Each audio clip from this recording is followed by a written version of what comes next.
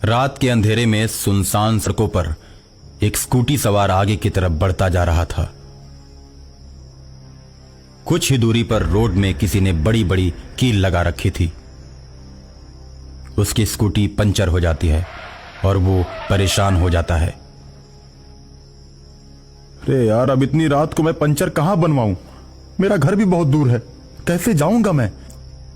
वो इसी उलझन में पड़ा हुआ था कि एक सफेद कपड़ा पहने हुए मौलाना उसके सामने आ जाता है। उस मौलाना की दाढ़ी बहुत ही बड़ी हुई, आंखें भयानक, पैर उल्टे। स्कूटी पर सवार मुकेश उसे देखकर डर जाता है। उसने बचपन में सुना था कि भूतों के पांव उल्टे होते हैं और खासकर जो जिन्न होते हैं उनकी दाढ़ी बड़ी हुई होती है। और उस मौलाना में मुकेश को जिन्न नजर आया। क्या मदद कर सकता हूं मैं तुम्हारी? आप मेरी मदद कर सकते हो? मैं क्या मदद कर सकता हूं आपकी? मैं तो पंचर बनाने वाला हूं। मैं आपकी गाड़ी का पंचर बना दूंगा, क्योंकि कुछ ही दूरी पर मेरी दुकान है, लेकिन पैसे दुगने लगेंगे। रात को दुगने पैसे लेता हूं मैं। ठीक है, इतनी रात को पंचर बनाना कहां आसान काम है। मैं तो तुम्हें दुगने नहीं, दुगने से भी ज्यादा पैसे दूंगा। बस तुम मेरी स्कूटी का पंचर बना दो। ठीक है साहब, गाड़ी आगे लेकर आओ, वहीं पर मेरी दुकान है। मुकेश गाड़ी को लेकर आगे जाता है। वहां पर एक छोटा सा बल्ब जला होता है। वहां अपनी स्कूटी को लेकर पहुंचता है। जिन्नात उसकी स्कूटी का पंचर बनाता है। ये लो साहब, तुम्हारी गाड़ी ठीक हो गई। अब जब भी आना मेरे ही पास आना। मैं पंचर बनाने के साथ साथ ही गाड़ी का मैकेनिक भी हूं। मुकेश पंचर बनवाकर चल देता है। जिन्न खुश हो जाता है और अगली गाड़ी का इंतजार करने लगता है। रास्ते में कील गड़ी होने के कारण सभी गाड़ियां पंचर हो जाती हैं और वो उनका पंचर बनाकर ऐसे ही पैसे कमाता रहता है।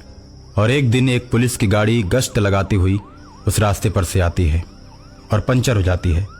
पुलिस पंचर बनाने वाले के पास जाती है। यार, कल ही मैंने नया ट्यूब लगवाया था, वो भी अच्छी कंपनी का। इतनी जल्दी पंचर कैसे हो गया? तो सोचने वाली बात है। साहब, रोड पर नुकीले नुकीले पत्थर हैं, अक्सर टायरों में घुस जाते हैं और गाड़ी पंचर हो जाती है। तब तो तेरी दुकान खूब चलती होगी। हाँ हाँ साहब, चलती तो है। पंचर बनाने वाला गाड़ी का पंचर बना तो देता है, लेकिन उसकी हवा भरने वाली मशीन खराब हो जाती है। हवा भरने वाली मशीन खराब होते ही पुलिस वाले कहते हैं, अब इसमें हवा कैसे भर पाओगे और हम लोग फिर कैसे जाएंगे? जिन्न अपना मुंह टायर के पास ले जाता है और मुंह से ही हवा भर देता है, जिसे देखकर पुलिस वाले आश्चर्य में पड़ जाते हैं।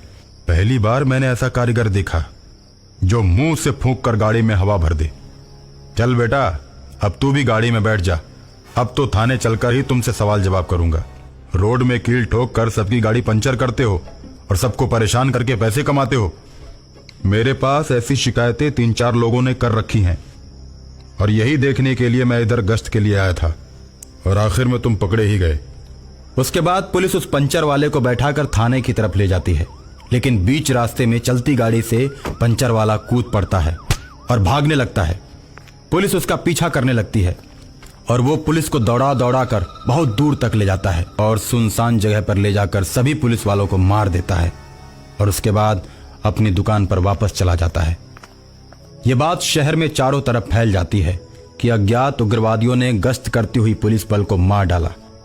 पंचर वाला अखबार पढ़कर बहुत खुश होता है। एक तांत्रिक को जब इस घटना के बारे में पता चलता है तो गाड़ी चलाते चलाते पंचर वाले जिन्नात के पास पहुंच जाता है। अपने सामने तांत्रिक को देखकर जिन्नात भागने लगता है और तांत्रिक कहां रुकने वाला था।